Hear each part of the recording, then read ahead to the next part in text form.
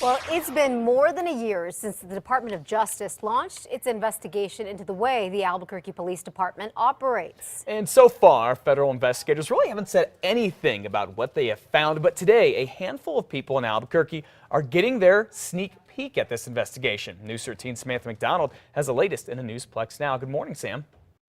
Good morning, Matt. Well, the meeting with the DOJ is through invitation only and closed to the rest of the public and the media. This hand-picked group of citizens will be updated to the status of the federal investigation of APD. The DOJ says they've only invited the people who've provided information to the DOJ before or have expressed interest in being updated about the status of the investigation. They are holding the meeting at the attorney's office, but no one knows exactly what the meeting will reveal. A couple, 2-3 months into it, I spoke to one of the DOJ investigators, and she told me that she was totally overwhelmed by what she's learned as far as this civil rights violations go.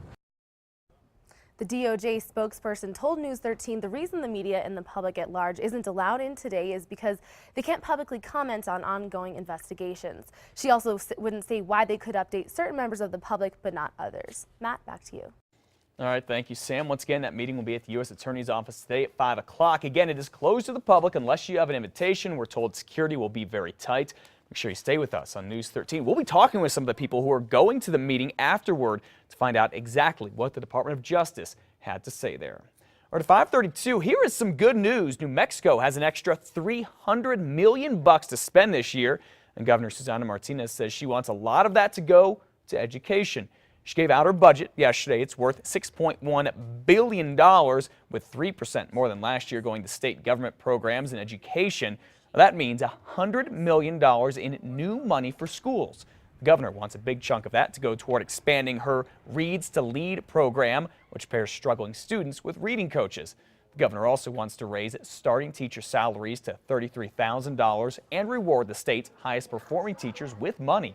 She's also recommending pay raises for some state workers, including ones that are hard to recruit. We're talking state police and prison guards. By reforming our pay classification, we make ourselves more competitive by providing employees with the right size pay increase and make it easier to hire and retain new workers. The Legislative Finance Committee is proposing a bigger budget, which includes a 1.5% pay raise for all state and school workers. Legislators will get at it at the Roundhouse January 21st, and we'll be there with them. Well, school near Kirtland Air Force Base is expected to get millions of dollars in grant money to get rebuilt. The Economic Office of Adjustment is giving APS more than $16 million to rebuild Wary Elementary School. According to the Albuquerque Journal this morning, the school will have 30 classrooms and should be done by 2016. The Economic Office of Adjustment is part of the Department of Defense and gives money to fix and rebuild schools on military bases. Elizabeth? Well, this could have many of you talking today. A new ad campaign expected to begin today promotes the legalization of same-sex marriage in New Mexico. Respect to me is very, very important, and it's the heart of the issue. In New Mexico, we respect every family. Local and national organizations such as Equality New Mexico and the ACLU paid for the TV ad to air across the state. It features Albuquerque couple Daniel and Teresa Sandoval, who have been married for 51 years and who support same-sex marriage. The state Supreme Court ruled last month that marriage between same-sex couples is legal.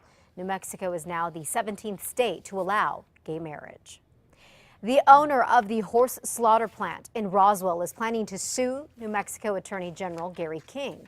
The attorney for Valley Meat Company says he plans to file a lawsuit accusing the AG's office of slander, harassment, and abusive process. A federal judge had already given the go-ahead for the facility to open January 1st, but King filed his own lawsuit claiming Valley Meat was violating state laws. But on Friday, a state district judge extended a temporary restraining order to keep the plant closed for now. 35 chickens around Albuquerque murdered in 3 weeks, and it looks like it is people who are killing them, not animals.